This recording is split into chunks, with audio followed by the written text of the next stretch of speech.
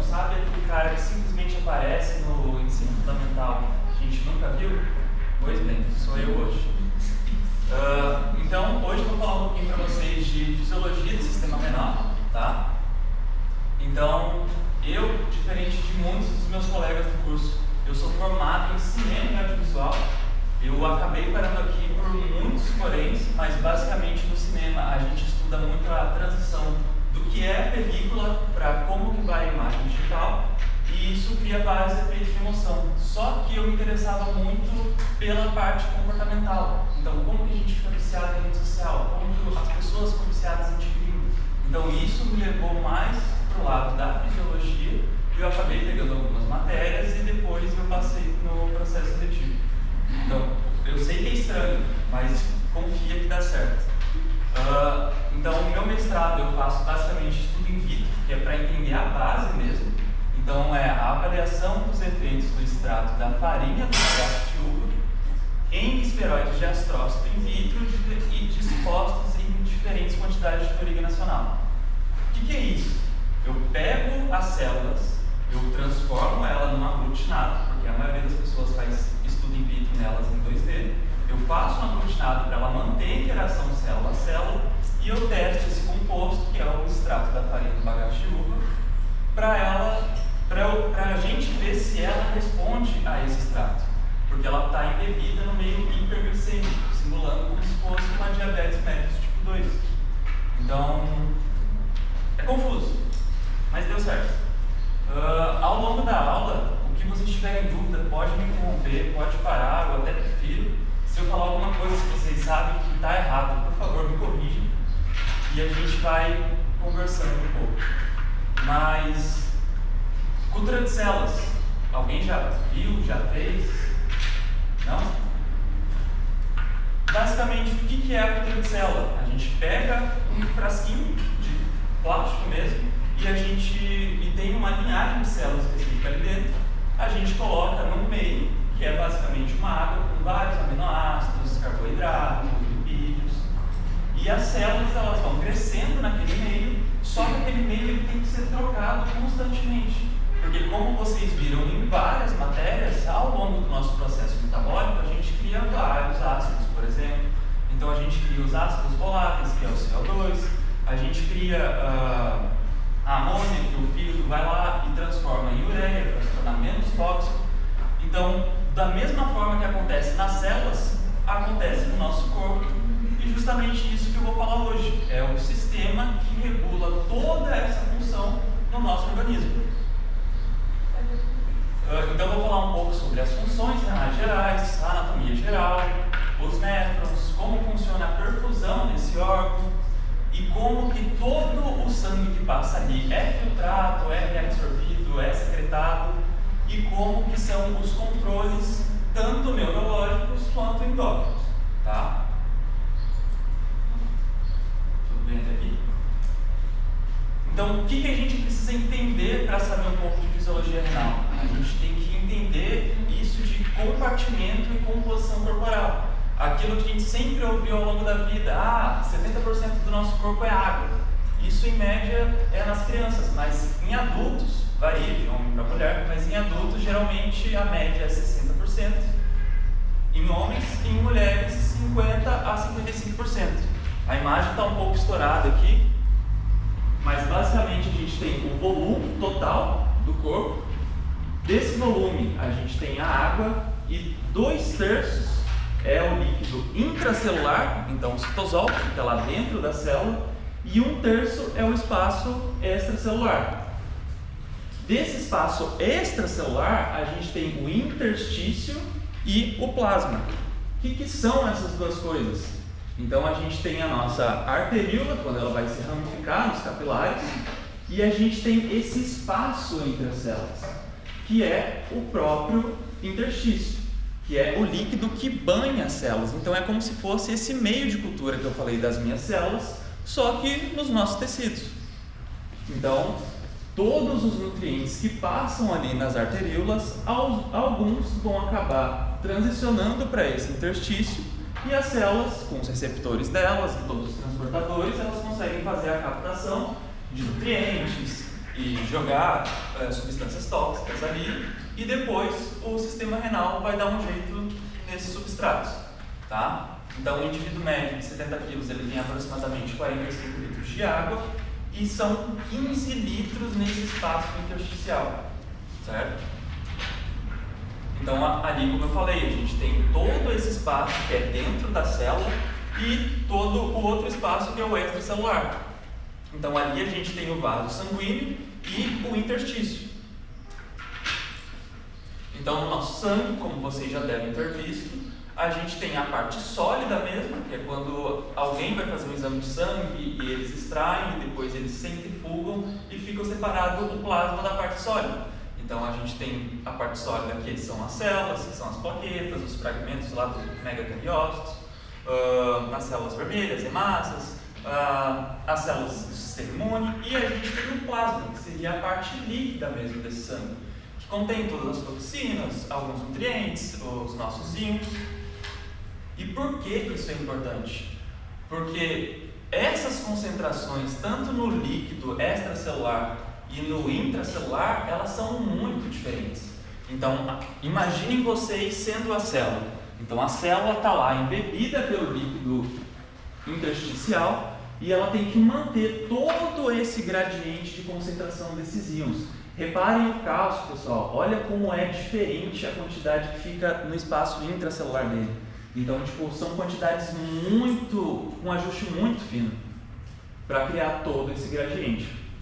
Lógico, isso vai variar de célula para célula, mas em média são esses valores, tá? Então, algumas moléculas, elas por tamanho, por densidade ou por polaridade, algumas conseguem passar pela membrana plasmática ali da célula. Um exemplo é os gases, as moléculas hidrofóbicas, moléculas polares pequenas. Só que as outras moléculas que têm alguma característica específica, elas não conseguem passar e elas precisam de um transportador. Isso com certeza vocês já devem ter visto muito. Então, isso é relevante para manter o meio que elas estão.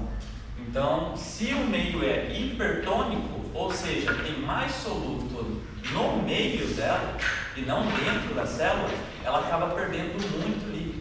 Então ela acaba murchando e esses prolongamentos que ela fica toda espichadinha são o citoesqueleto que ainda mantém a estrutura dela. Só que ainda assim ela não vai funcionar do jeito que ela deveria. O que a gente quer é um meio isotônico. Então que ela consiga fazer essa troca de uma maneira equalizada. Então a mesma quantidade que entra é a mesma quantidade que sai e ela fica ali bonitinho. E a gente tem o hipotônico. Então, a célula carregada desses íons, quando ela tem muito mais desse soluto intracelular, se comparado ao meio dela, ela pode acontecer a famosa lise, que ela incha tanto que ela estoura, tá? E existem os dois processos que isso pode acontecer, que é a difusão, que vocês também já devem ter visto, que é basicamente se a gente tem uma membrana, que esse poro da membrana ele permite que esse íon passe, ela vai fazer essa equalização, passando do meio mais concentrado para o meio menos concentrado. Só que se essa mesma membrana ela tiver um poro menor que o soluto, como no caso da osmose, o soluto ele não consegue passar para o outro lado. Mas se é um caso de um sódio, por exemplo, ele atrai a água. Então ele tem a tendência de puxar essa água, que é o que vai mostrar ali na animação. Certo?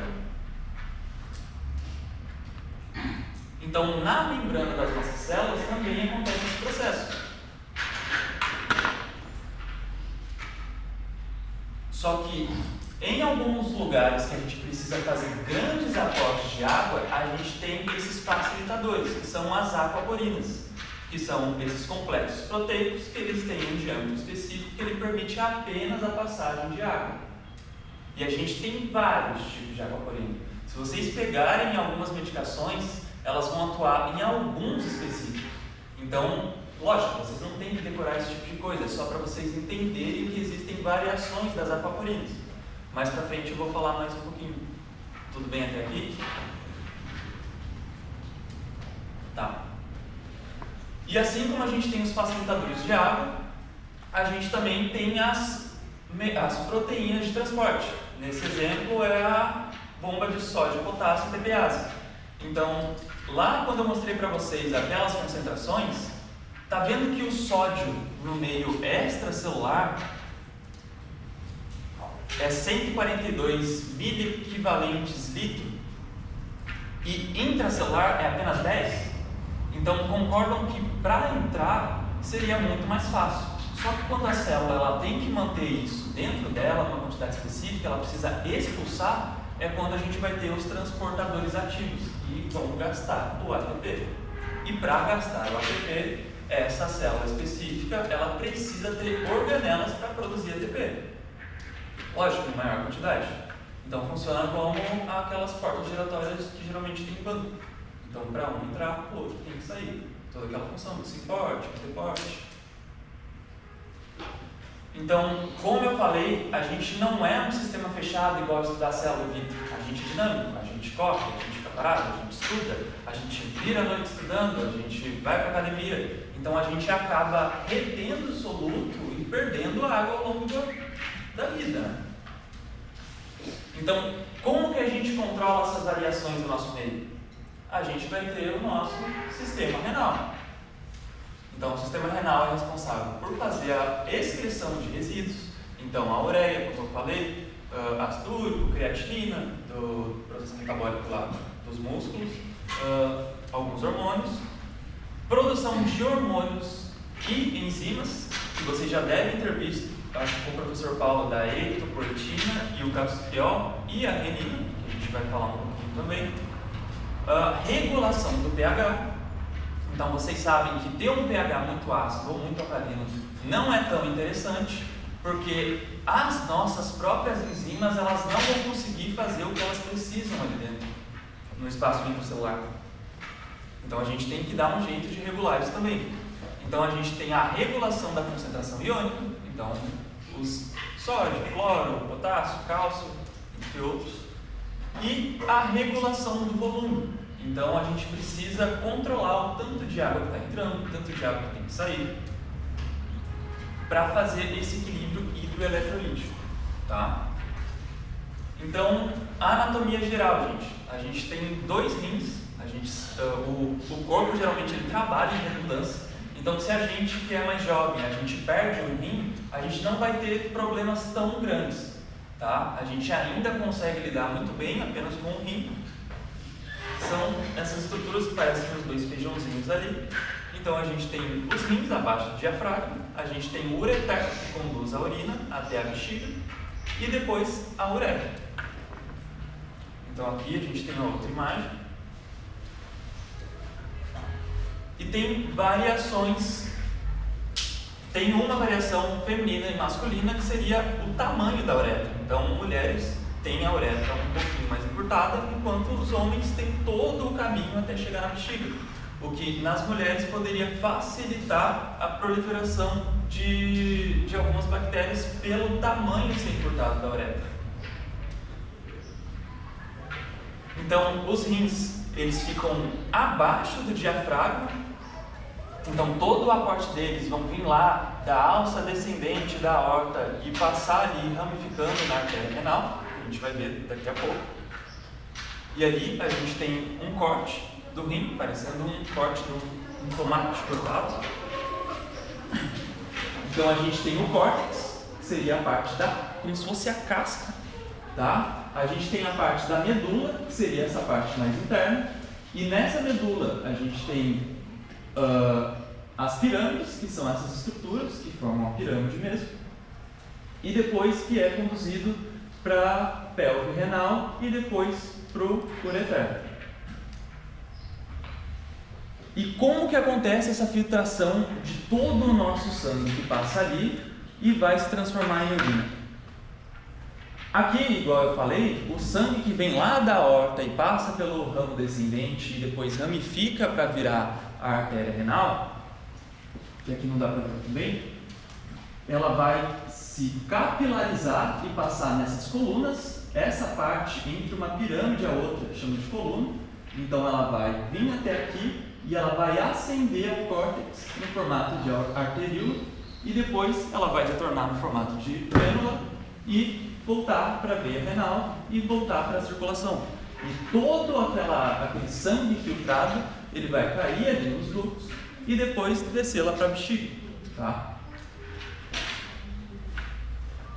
Então, néfron, gente, quando cair em qualquer prova que vocês virem lá, o néfron é toda essa unidade funcional que a gente tem lá dentro do rim. Então, é composto pela cápsula de Bowman, que basicamente é como se fosse as células pegando e aglutinando esse tufo de capilares. Então, aqui vocês conseguem ver, tem uma arteríola que ela chega aqui e ela ramifica, então é um tufo de capilares. Então, como se a gente estivesse enchendo um balão e colocando a mão dentro.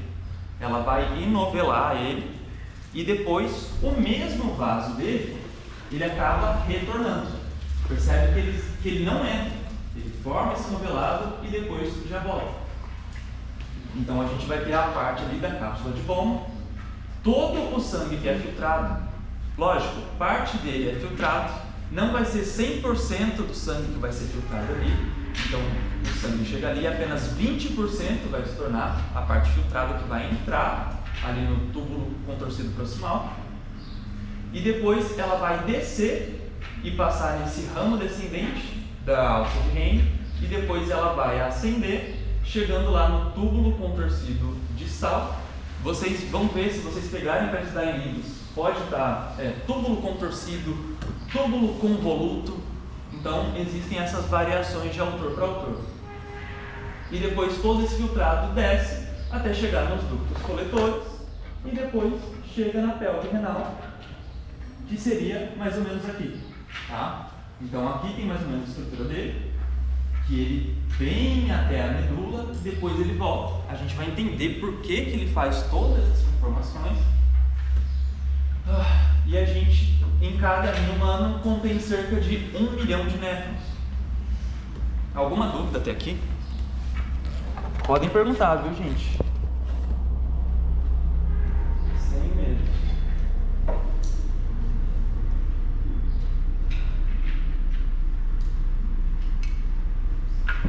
Então, imaginem vocês, lá no século 17, 18, olhando para essa lâmina histológica e pensando, meu Deus, o que tem aqui? Porque é simplesmente assim, ó, assustador como que fizeram para estudar tudo. Então, tem vários achados, não é do dia para a noite que foi esse entendimento, é tijolinho por tijolinho de conhecimento até chegar ao que a gente tem hoje. E ali tem uma ilustração dos primeiros achados dos néfrons que eles conseguiram através de algumas técnicas de coloração, tá? Então aqui fica um pouquinho mais chato, mas é basicamente a mesma coisa. Então a gente tem, vocês vão ver que ao longo da aula é um pouquinho maçante porque é sempre a mesma imagem, tá? A gente vai falar muito do néfron. Então a gente tem o ramo da artéria renal que entra lá no glomérulo e aqui vira a arteríola aferente e depois ela se transforma na eferente.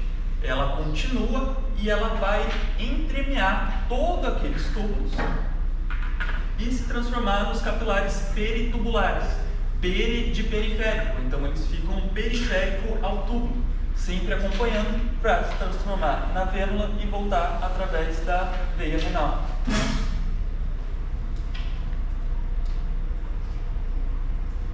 Então, o glomérulo e os túbulos renais. Todo esse conjunto é o que forma o néfron. Certo? Uma curiosidade. Desculpa. Não, por favor. Primeiro, né, só relembrando, né, a arteríola aferente já significa que ela está chegando. Eferente significa que ela está saindo, né? Glomérulo, ele vem de novelo de lã, porque são vários capilares enovelados, né? Por isso que o nome é glomérulo. E aqui, assim como a gente tem lá no sistema digestório, a gente tem um sistema porta também, porque a gente tem os capilares do glomérulo que não vão desembocar nas vênulas, eles vão desembocar em outros capilares antes de ir para as vênulas. Então a gente tem dois sistemas de capilares conectados, que não é o que normalmente a gente vê no corpo, né? Então, o sangue que passa por aquele primeiro capilar do glomérulo, ele desemboca depois nos capilares peritubulares. Aí depois, né, ao longo da aula, vocês vão entendendo a função de cada um deles. Mas isso é algo, uma curiosidade interessante, né, que tem a ver com a função, obviamente, né? Então, basicamente a gente tem dois tipos de néfron, que são os néfrons corticais e os justamedulares. A grande diferença deles é que os justamedulares ele vai ter uma capacidade de concentrar a urina muito maior. Então vocês veem a alça dele, depois a gente vai ver o porquê, mas a alça dele começa ali desde da parte externa da medula e ele aprofunda até a parte interna da medula e depois ele volta. Então isso vai ser essencial para fazer a concentração de urina que a gente vai ver daqui a pouquinho, tá? Então ali, como a gente tinha falado, da artéria renal se ramificando e depois da veia renal. Ai, meu Deus. Eu tenho um mini vídeo muito rápido.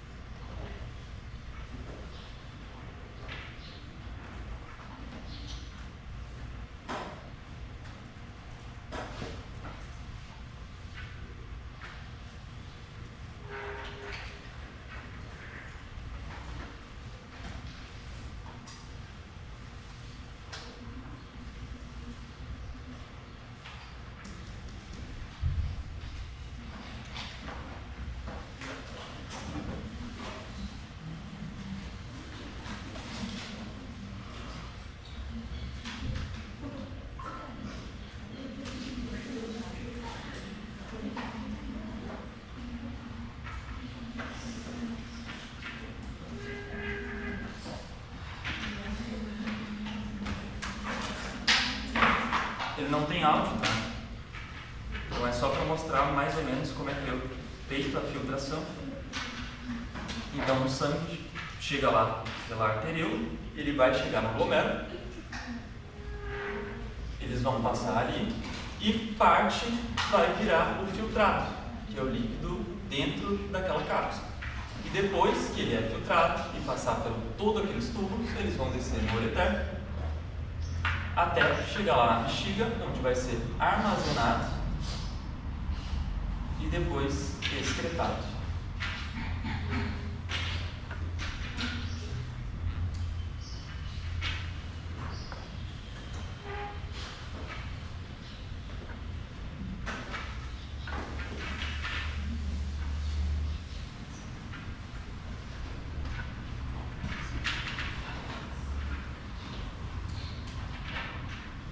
Então, os processos renais. O que a gente tem que entender de todos aqueles túbulos, toda aquela arteríola que a gente viu naquelas imagens anteriores?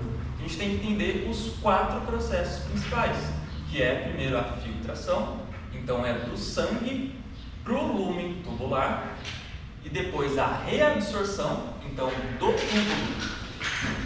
túbulo para os capilares peritubulares, e depois dos capilares peritubulares para dentro do túbulo de novo. Grande parte do ajuste vai ser feito no túbulo proximal.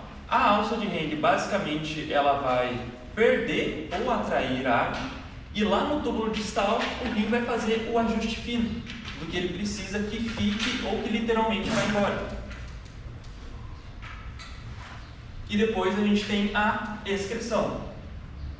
Então, como eu tinha falado, o movimento de água e solutos do sangue para o interior do néfron por diferença de pressão, e a reabsorção, movimento do interior do néfron para o sangue. Secreção, movimentos de substância do sangue para o interior do néfron. E depois a excreção, que seria a quantidade filtrada menos a quantidade absorvida mais a quantidade secretada, que a gente vai ter a quantidade da excreção. Então, ao longo do túbulo, igual eu falei, a gente vai ter tanto a reabsorção quanto a secreção, Em algumas áreas mais, em algumas áreas menos. E muito disso vai se dar por diferentes células ao longo desse tubo. Então, pro néfron, ele prefere, como se fosse arrumar a geladeira, ele prefere tirar tudo e depois arrumar para selecionar o que ele vai precisar de fato. Então, a gente filtra cerca de 180 litros por dia e a gente urina em média 1,5 litro. Para a gente ver o quão é eficiente essa filtração. Tá? Aqui vai ter melhor falando sobre a filtração. Ô, Gabriel, vamos fazer um intervalinho antes de entrar nessa Claro. parte mais. Vamos, gente, uns 10 minutinhos, 10, 15 minutinhos. Aí quem quiser rever alguma questão da prova, daí já fala comigo agora. E aí depois vai entrar num tópico novo para não te atrapalhar aí. Tá. Então a gente viu mais ou menos o que é todo aquele composto, todo o néfron e os processos que acontecem ali. Agora a gente vai aprofundar o que é cada um. Tá? Então a gente tem a filtração glomerular, que é como eu tinha falado, o tufo de capilar, ele é envolto da cápsula de Bowman, que forma o corpúsculo renal, e ali, não sei se vocês conseguem enxergar bem, mas tem alguns rasgos nesse vaso. Esse vaso ele tem uma membrana especial, que eu vou conseguir mostrar nesse slide aqui. Mas esse tufo de capilares, quando ele está dentro desse glomérulo, esse tufo ele não vai ser só de um epitélio simples. Eles são 3 camadas. Então, a gente tem o podócito. O podócito é uma célula específica que tem ali dentro daquele tufo glomerular, que é como se ele ficasse em cima desse vaso.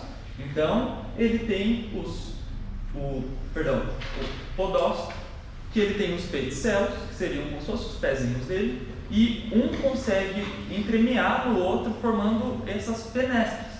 Então, esses espaços muito pequenos. Então, é um filtro composto de 3 camadas. Então, a gente tem o podócito, a gente tem o epitélio do vaso, e no meio desses dois, a gente tem a membrana basal. E essa membrana basal, ela é carregada de alguns íons com carga.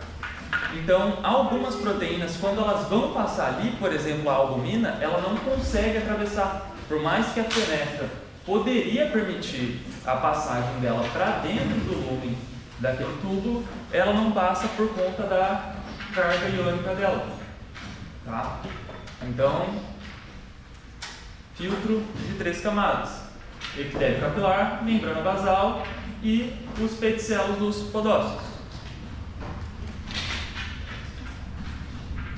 Então a gente tem a entrada do sangue, o sangue é filtrado ali para dentro do lumen e depois ele segue o curso para dentro do tubo. Então aqui a gente tem outra imagem. Então ali é o capilar glomerular, então as células formando as fenestras. Então aqui a gente consegue ver melhor, que é espaçadinho. Aqui a gente tem a membrana basal e depois os pedicelos dos podócitos, os pezinhos deles. Tá? Então aqui eu tenho umas microscopias eletrônicas, então para a gente conseguir visualizar melhor ele, então a gente consegue uma aproximação de 200 nanômetros com ele ali, e dá para ver exatamente as 3 camadas certinhas, tá? Então, o que vocês têm que entender basicamente? Em algumas porções, por exemplo, as mais espessas, elas possuem células cúbicas. Então, essas células cúbicas, elas têm algumas organelas, principalmente uma grande quantidade de mitocôndria para produzir o ATP, para fazer o transporte que a gente tinha comentado. Então, ali no tubo proximal, por exemplo, é onde a gente vai fazer boa parte da reabsorção de sódio, cloro, bicarbonato, potássio, água, glicose, e onde o próprio epitélio vai secretar os ácidos para ali dentro do lumen, naquela parte apical dentro do lumen mesmo. E reparem aqui nas alças de Henle como a célula já muda completamente. Então ela não precisa produzir tanto ATP para gerar para gerar e ativar esses transportadores. Então, cada segmento do túbulo vai ter células especializadas em ou secretar ou reabsorver para o filtrado passar por todo o túbulo e chegar até a pélvica renal e se transformar na urina mesmo. Tá?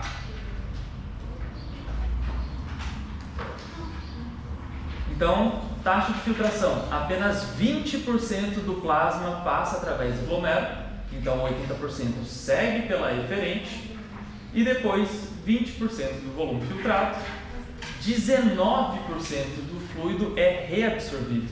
Então, a gente tem ali o final da urina, que seria mais ou menos esse 1%, que é daquela quantidade absurda que a gente tinha falado, que o rim filtra cerca de 180 litros por dia, ou 125 ml por minuto. Tá? Então, na taxa de filtração, a gente vai ter as pressões. Então, igual vocês viram em cargo do professor Paulo, a gente precisa de uma pressão específica para esse plasma passar do capilar glomerular para dentro do lumen do túbulo. Então, a gente tem a pressão hidrostática, que quando chega na arteríola eferente ali é cerca de 55 milímetros de mercúrio. A gente tem a pressão oncótica. O que é isso? Lembra que eu falei que ali naquela membrana específica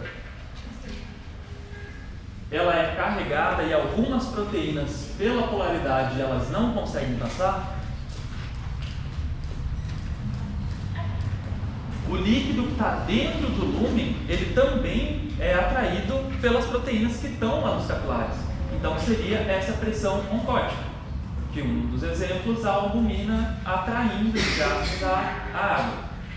E a gente tem a própria pressão do fluido, que seria os 15 milímetros de mercúrio ali, sobrepondo os outros dois. Então, quando a gente faz a continha, o restante seria a pressão de filtração, são os 10 milímetros de mercúrio, que é a pressão que esse fluido consegue entrar ali no lumen tubular. Tá? Então, a autorregulação mantém a taxa de filtração glomerular constante, quando a pressão arterial média está entre 80 e 180 milímetros de mercúrio. Tá? E a gente pode ter alterações dessas taxas. Então, se por algum motivo aquela parte da arteríola eferente ela aumenta ou diminui, a gente pode mandar esse fluxo sanguíneo para outros órgãos. Da mesma forma, se ela diminuir, ela vai reduzir a taxa de filtração glomerular e a pressão arterial capilar tende a diminuir.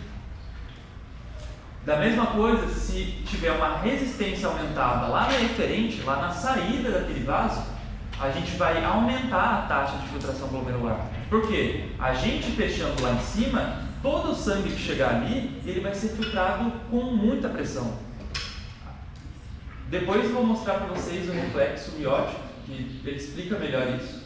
Tá? Mas o que ocorre com a pressão arterial capilar, a taxa de filtração glomerular e o fluxo sanguíneo renal quando a arteríola aferente de lado? Seria essa resistência diminuída no início da aferente. Então, como que fica isso? A gente vai ter um aumento da pressão hidrostática e um aumento da taxa de filtração glomerular e, consequentemente, da pressão do capilar renal. Então, reflexo miogênico, toda vez que vocês verem esse termo, o que acontece? Ali na arteríola eferente, onde o sangue entra para chegar no glomérulo, se aquelas células do epitélio, elas também têm mecanorreceptores nela, se ela sente que a pressão está vindo muito alta, para preservar o filtro, que seria os podócitos, todas as 3 camadas que eu já tinha comentado, para preservar esse filtro e não chegar com uma pressão tão grande ali, ela diminui o diâmetro dela, então ela contrai. E seria esse reflexo miogênico para evitar a lesão em todo o filtro ali do glomérulo. Tá? Então, reabsorção. Então passa sempre. Pessoal, vocês entenderam essa questão da taxa de filtração? e a questão da resistência, se cair na prova aquela questão ali de dilatou a arteríola aferente, o que acontece com a taxa de filtração que vocês vão saber responder? Porque o que acontece ali, a taxa de filtração ela é dependente da pressão hidrostática, como o Gabriel falou, né? Então essa pressão é a pressão do líquido, do sangue que está dentro do capilar. Quanto mais sangue dentro do capilar, maior a taxa de filtração. Quanto menos sangue, menor, né? Então essa pressão é a batida das moléculas do sangue entre elas e com a parede do vaso, tá? E aí se eu vou fazer uma diminuição da arteríola aferente, do sangue que está chegando no glomérulo, isso faz com que chegue menos sangue no glomérulo. Se chega menos sangue no glomérulo, diminui a pressão, certo? Tem menos batidas, menos moléculas para se bater. Se tem menos batidas, ela vai ter uma menor força para ser filtrado. Eu preciso dessa pressão para ocorrer a filtração, para sair de dentro do glomérulo e ir para o néfron. Então, nesse caso, a taxa de filtração glomerular diminui. Se eu tenho uma contração, uma diminuição de volume da arteríola eferente, da que sai, como o Gabriel explicou, o sangue fica acumulado no glomérulo. Então, vai chegando sangue na sua quantidade normal no glomérulo, mas o que sai do glomérulo sai menos. Então, eu aumento a quantidade de sangue no glomérulo, aumenta a quantidade de moléculas que vão se chocar, aumentando a pressão. Com isso, a taxa de filtração vai aumentar. E no caso ali da última questão, se eu dilatar a arteríola aferente, vai ser a mesma coisa. Chega mais sangue no glomérulo, tem mais espaço na arteríola aferente, mais sangue chega, maior pressão hidrostática, maior a taxa de filtração. Tá? Então vocês têm que assimilar essa pressão hidrostática como a pressão do líquido. Pressão nada mais é do que a quantidade de batidas das moléculas entre elas com a parede, né, do recipiente, no caso capilar. E quanto maior a pressão, maior o estímulo para aquele líquido sair para dentro do néfron, maior a taxa de filtração. Então você sempre tem que pensar o que está acontecendo com as arteríolas. Se isso vai fazer com que aumente a quantidade de sangue dentro do glomérulo ou diminua. Se aumentar o sangue no glomérulo, aumenta a taxa de filtração. Tá?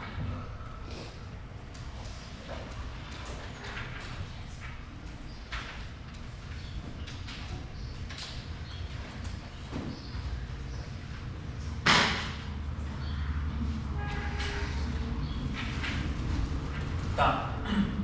Então, como a gente já tinha falado, 130 litros chegam ali todos os dias, ou 125 ml por minuto, em condições fisiológicas, e boa parte dele é reabsorvido. A gente não urina 130 litros por dia. Então, a gente urina só, em média, 1,5 litro. Então, boa parte dessas substâncias, principalmente ali no túbulo contorcido proximal, vão ser reabsorvidas.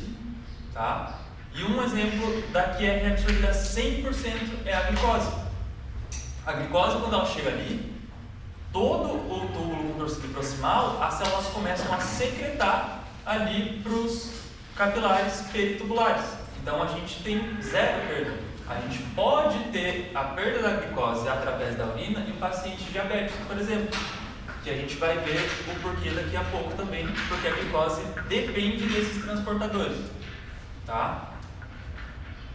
Então a filtração é determinada principalmente pela pressão dos capilares glomerulares, igual a Bruna estava explicando para a gente.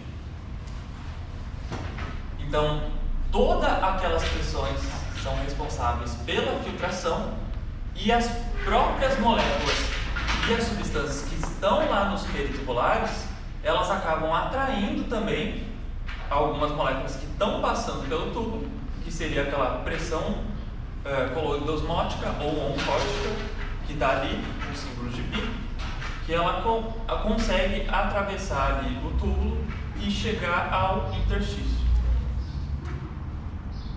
Então a gente tem a filtração e a reabsorção. E isso vai acontecer de duas formas. Pode acontecer tanto transcelular ou transepitelial, então esses íons, essas moléculas, elas passam do lúmen tubular através dos transportadores da célula para dentro da célula e depois elas têm que sair por outro transportador para chegar lá no interstício. Ou essa substância ela pode passar por via paracelular, então entre as junções célula-célula ali, tá? Então, onde ocorre todo o processo de reabsorção dos néfrons? Então, 60 a 70% de todo o filtrado é reabsorvido no túbulo proximal do néfron. Então, a gente vai ter lá glicose, sódio, aminoácidos, potássio. Então, só para vocês terem uma ideia, assim, que era aquilo que eu tinha comentado no início. Boa parte vai ser reabsorvida aqui. As alças de Henle, geralmente elas vão regular a quantidade de água, porque todo esse epitélio aqui ele é impermeável à água, então onde a gente vai concentrar a urina, e depois o ajuste fino lá no túbulo distal. Então a gente precisa de transportadores que tenham esse transporte ativo, um exemplo é a areia de sódio, e outros passivos como a de cloro e água, que são as aquaporinas que a gente tinha comentado no início. Então as aquaporinas, elas conseguem tirar a água ali do lume tubular, passar para dentro da célula e depois chegar até o líquido intersticial. Então o líquido intersticial vai estar em comunicação direta com o capilar tubular ali e eles vão se equalizar a quantidade de soluto e do solvente. Tá? Então a gente tem transportadores específicos para moléculas específicas. Nesse caso aqui é o transporte ativo secundário de glicose, que ele fica lá também no tubo proximal. Tudo que eu estou falando aqui, gente, é basicamente aquela imagem no início das diferentes porções do néfron e as células que fazem cada função, tá? Então depois vocês conseguem pegar o slide e dar uma estudada bem melhor.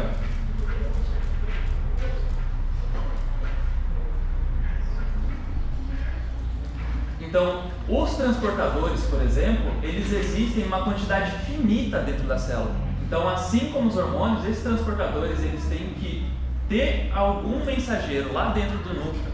Esse mensageiro ele tem que passar por um processo de síntese, então saindo lá do núcleo, chegando até o complexo de Golgi, depois empacotado, e depois ele vai aparecer lá na membrana. Tá? Então existe uma quantidade finita desses transportadores.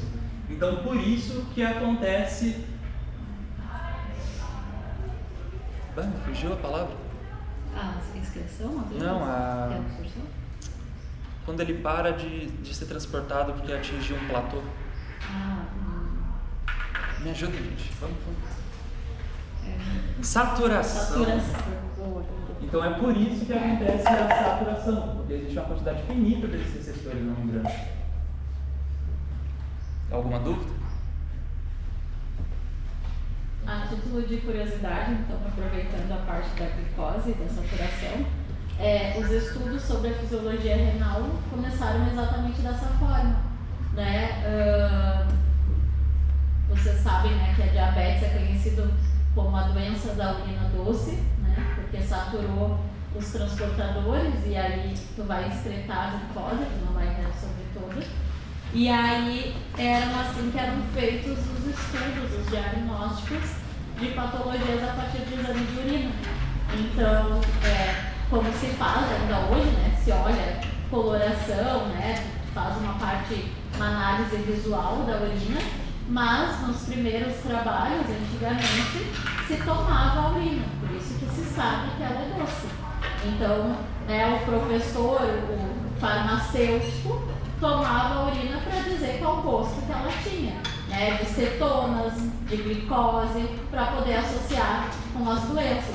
Obviamente, depois, conforme foi esses médicos, né, foram ganhando mais notoriedade, eles começaram a colocar os alunos para provar a urina.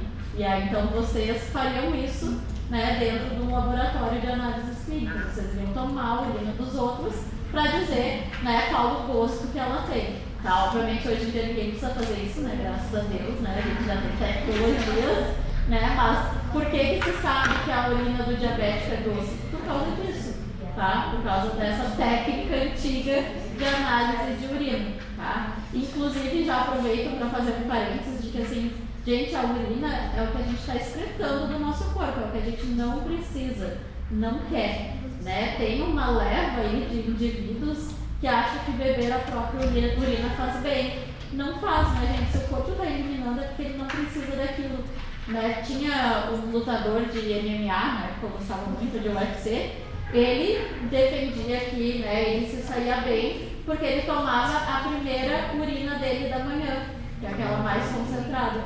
Então ele urinava num pote e depois ingeria de volta. Tá? Então não façam isso, tá? Por favor, né? O que o corpo não quer que ele está jogando para fora, vocês não devolvam, tá? É o Lioto? Oi? O Lioto, imagina. Isso, esse mesmo, eu nunca lembro o nome dele. Ele mesmo.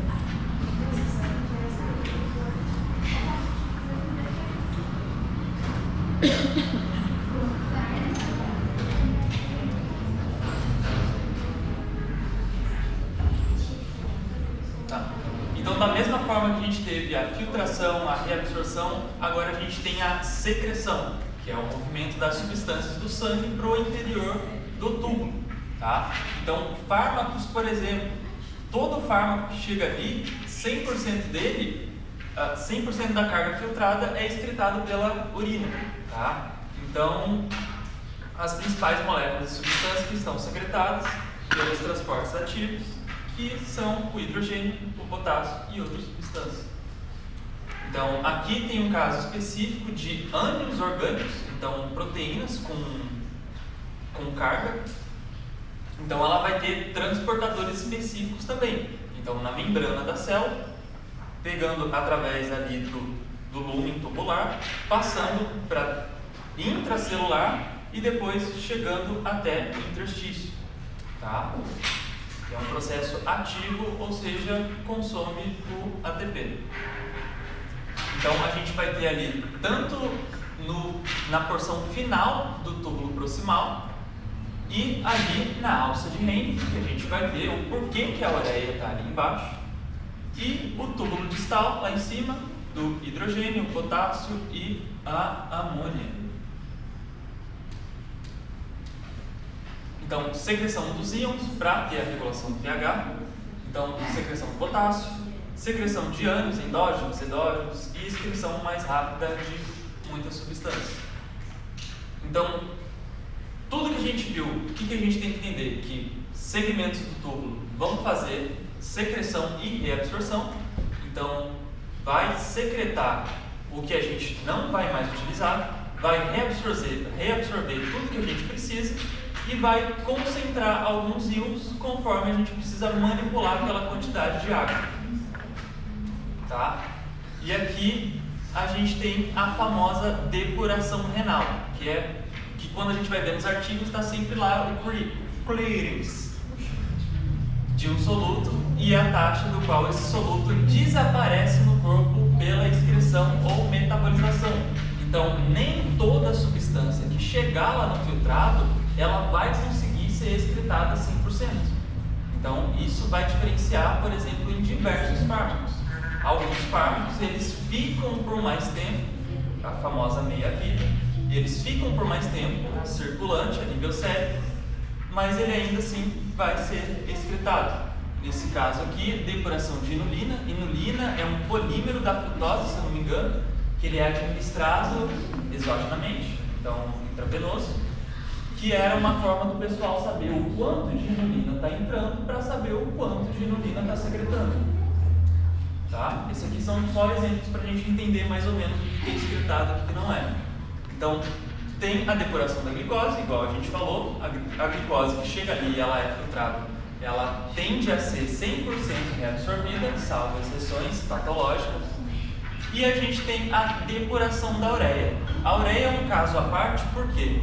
Porque provindo lá do metabolismo das proteínas, que a gente tem a amônia e o fígado transforma a amônia, por ela ser muito tóxica, em ureia, A ureia é um caso particular porque o rim ele começa a usar a ureia para atrair água em certos momentos, que a gente vai ver lá no gradiente. Então, o que a gente precisa entender disso?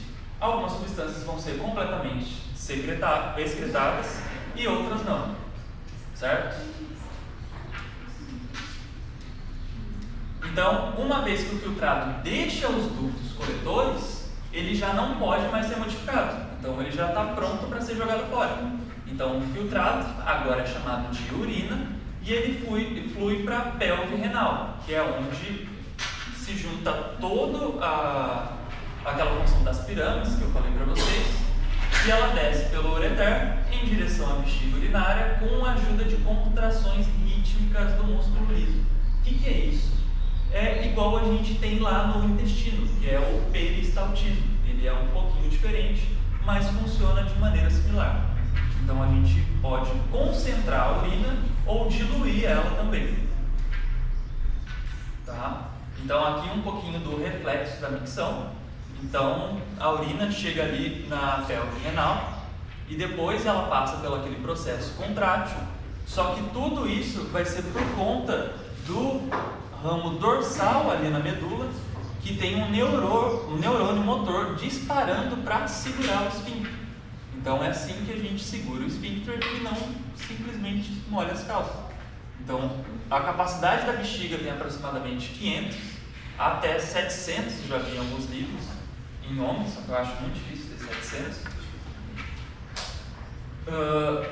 Então, os receptores de estiramento disparam, os neurônios parasimpáticos disparam, os neurônios motores param de disparar e o músculo liso contrário e o esfíncter interno abre passivamente. E o esfíncter externo relaxa para a gente poder fazer a micção. Então, esse é um reflexo aprendido, por isso que quando a gente é criança é comum a gente ter episódios de fazer xixi na cama. Porque a criança ainda não aprendeu a controlar isso. Não, é muito similar, né, com o reflexo de defecação que a gente viu lá no sistema digestório, né? Então, o esfíncter interno, ele é de músculo liso, então não tem controle voluntário, né? E o externo tem o controle voluntário, então a gente consegue controlar o momento, né, que a gente vai, né, urinar, vai excretar a urina. E isso a gente vai aprendendo, né, justamente pelo incômodo, né? Então a minha filha mais velha está nesse processo, né, desfraudou, então ela começa a se incomodar, com a urina na fralda, e aí ela começa a associar, então antes da vontade, e é assim, né, tentativa e erro é aprendizado, né? E aí depois a gente passa a controlar, então ter um controle desse esfíncter de forma geral, né? Claro, existem patologias, né, que a gente vai ter alteração desse controle, mas de forma geral a gente consegue controlar. Então sempre, né, assim como na defecação, sempre que a urina vai se acumulando na bexiga, ela vai esticando aquele tecido, isso ativa os receptores de estiramento, mecanorreceptores, que vão levar a informação lá para a medula espinhal, né? Então o reflexo, né, não vai para centros superiores, e aí então vai ativar o reflexo. Se for um momento de que eu estou num lugar que não é propício, eu consigo contrair mais ainda o meu esfíncter externo de forma voluntária para não urinar naquele momento. E aí, da mesma forma que na defecação, quando eu chegar no banheiro, quando eu sentar no vaso, eu consigo fazer de novo o estímulo do reflexo por pressão, né, aumentar a pressão no abdômen, e aí eu reinicio o reflexo, só que nessa hora, aí de maneira voluntária eu relaxo o esfíncter externo. Eu sei que também tem esse reflexo ao contrário, tipo, tem crianças com uma síndrome ou com autismo que aprendem só a contrair para relaxar. Eu não sei exatamente o mecanismo, não sei se se sabe, assim, o mecanismo propício, mas sim, pode acontecer. E tem crianças na época, né, do desfraude que elas ficam tão com medo, né, de fazer xixi na calça, alguma coisa assim, que elas simplesmente param. Então os pais têm que fazer um estímulo para elas irem ao banheiro, né, porque elas não vão, elas, né, sei lá, aconteceu algum episódio, fica traumatizada e elas nunca mais vão. E aí é muito comum ter que fazer sonda, né, sondar essas crianças para conseguir tirar a urina, porque assim, a urina, se ela ficar muito tempo na bexiga, né, ela tem resíduos químicos tóxicos, né, pode levar a infecções, então tem que fazer esse estímulo. Mas do autismo eu não sei se tem um mecanismo específico. Eu acho que é mais pela questão sensorial, de eles não gostarem, né, e daí eles seguram, mas eu não sei se tem algum mecanismo.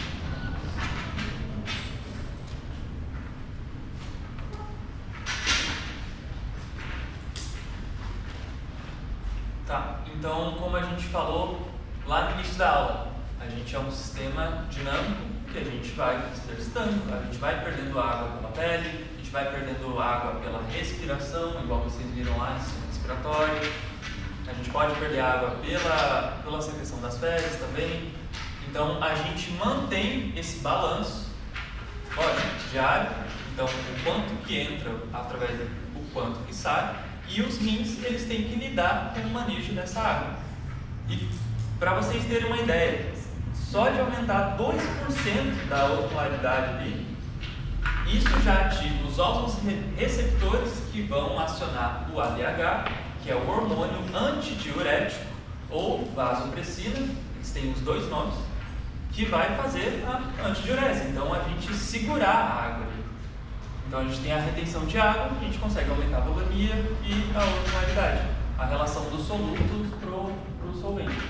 Então a volemia a gente consegue manipular quando ela está diminuída, por exemplo, a cerca de 10% ali.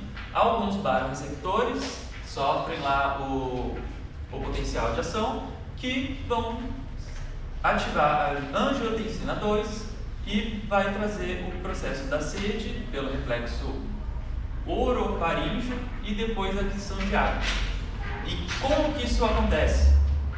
Aqui tem um exemplo de hemorragia, que é quando a gente tem a queda da pressão arterial, e isso vai ativar alguns sistemas hormonais e neurológicos para a gente lidar com isso, para a gente fazer tanto a reabsorção de sódio quanto a reabsorção de água.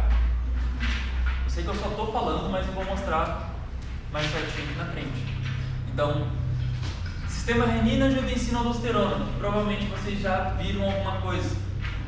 Então, lembra que naquela ilustração a gente tem um glomérulo ali embaixo, então tem a cápsula de Bowman envolvendo ele, e a gente tem o epitélio aqui com algumas células específicas, que são as células granulares ou justaglomerulares, que elas ficam exatamente ali em volta do epitélio, e junto delas as células mesangiais. Elas, além de dar um suporte, elas também auxiliam na regulação da pH. Tá? Então ali tem uma lâmina histológica mostrando a mesma imagem para a gente ter uma ideia mais ou menos. Então a gente tem o glomérulo aqui embaixo, a pressão que vem lá da arteríola eferente e depois que ela retorna pela eferente, e esse túbulo aqui é o túbulo contorcido distal.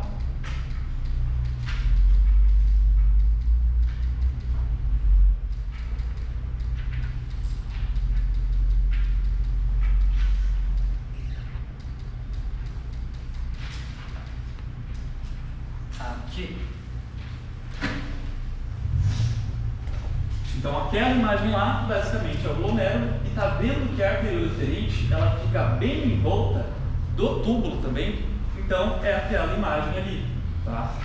Só para a gente entender mais ou menos como estão a disposição das coisas.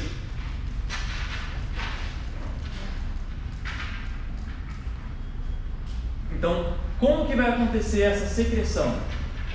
As células ali da mácula densa, que são essas células que se diferenciam do epitélio ali do túbulo, elas são basicamente um sensor de cloro e sódio.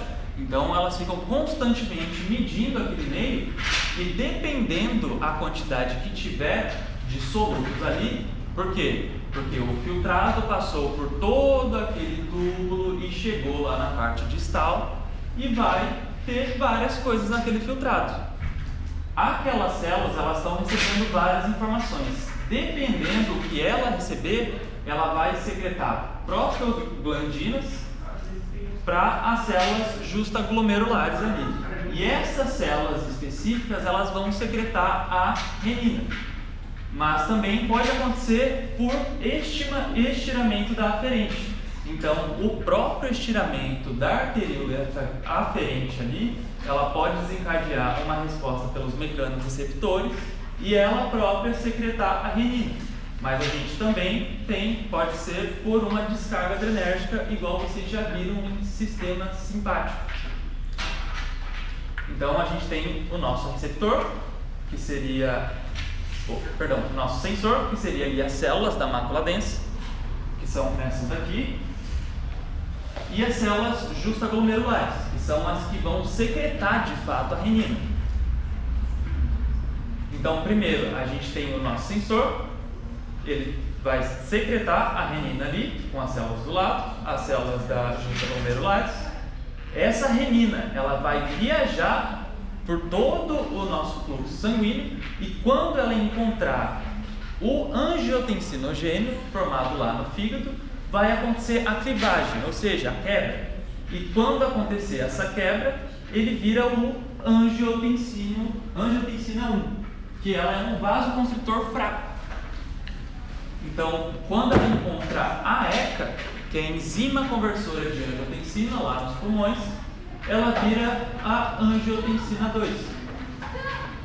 E a angiotensina 2, ela é um vasoconstritor sistêmico forte, então ela vai aumentar a pH. Então, por exemplo, no exemplo é ruim, né?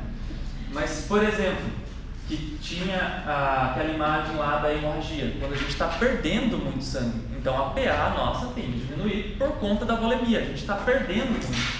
Então, os nossos sensores detectam e fazem todo esse manejo para a gente conseguir aumentar a pH, aumentar a volemia, aumentar a taxa de filtração glomerular e tentar manter a homeostase, mesmo perdendo sangue. Então, é muito comum, muito comum pessoas que levam tiro, pessoas que sofrem acidente, que elas sentem sede.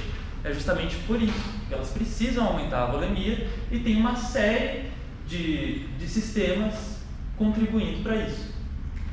Então, a angiotensina 2 chega lá no córtex da adrenal, a glândula que fica tipo um chapéuzinho em cima do rim, e vai secretar a aldosterona, que a aldosterona sim vai fazer a reabsorção de sódio e água lá nos túbulos que a gente já tinha visto, tá? Nada de dúvida? Então, para o volume, igual a gente falou, a gente tem o volume de água dentro do interstício, a gente tem o volume que percorre junto dos nossos vasos sanguíneos, a gente tem o volume intracelular. Para fazer a detecção e saber quanto de soluto tem para o solvente, ou seja, quanto dos íons tem para a água, a gente tem neurônios especializados, igual vocês viram com a professora Bruna. E a gente tem um neurônio específico, que é os óvulos receptores lá no hipotálamo, que ele faz essa detecção através dos canais dele. Porque não é interessante a gente ficar muito concentrado e nem muito diluído. A gente precisa de uma faixa estável, que é aquela faixa que eu mostrei no primeiro slide para vocês, das quantidades específicas de cada íon, tanto no leque quanto no líquido. Então, essa aferência do meio interno, lá pelos vasos receptores, fazem com que esses prolongamentos, está vendo que os prolongamentos do hipotálamo, dos neurônios no núcleo hipotalâmico, eles vão até a neurohipófise, a parte ali posterior. Tiveram isso? Aqui não tiveram toque. Uma próxima. Tá. Vocês chegaram a ver hipotálamo? Tá. Então, lá na meiuca da nossa cabeça, bem no meio mesmo, a gente tem o hipotálamo, que basicamente ele vai ser um sensor de várias coisas. Então, tem subpopulações de células ali, nesse caso são a paraventricular e a supraótica, tem várias se vocês forem estudar, só que o corpo celular delas, elas estão aqui em cima, dessas que eu estou falando. O prolongamento delas vem até aqui embaixo, que seria a parte posterior da hipófise, que seria a nossa glândula de secreção master, assim, que regula praticamente tudo. Então a gente tem a parte posterior, a parte anterior. A parte posterior a gente chama de neurohipófise. Então ela é um prolongamento do hipotálamo. Já a parte anterior, a parte da frente, que é essa daqui, ela é uma glândula secretória mesmo, endócrina. Então ela secreta vários hormônios. Só que os prolongamentos dela vão vir até aqui o sistema porta-hipofisário. Então ela não vai secretar direto. Ela vai acionar outras células para essas células aqui, que tem várias, são os produtores de GH, os produtores de prolactina, que elas sim vão secretar as coisas na corrente sanguínea.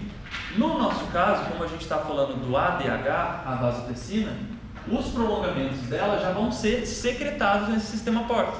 Então ela vai ser produzida lá no hipotálamo e vai descer até a hipófise. E ali ela vai chegar e ser dispersa para os vasos. Então ela é produzida e armazenada no corpo celular do neurônio, as vesículas são transportadas através da célula e depois elas vão ser secretadas e circular através do sistema porta que tem ali. Eita. Então, o que acontece com o ADH? O ADH, quando ele estiver passando pelos capilares peritubulares, a vasopressina vai chegar ali e ela difunde, chegando ao líquido intersticial. Então a gente tem a vasopressina, ela difunde para o líquido intersticial, que banha as células. Ele vai ter um receptor específico, que é o receptor V2, se eu não me engano, que ele sim é acoplado à proteína G. Vocês não precisam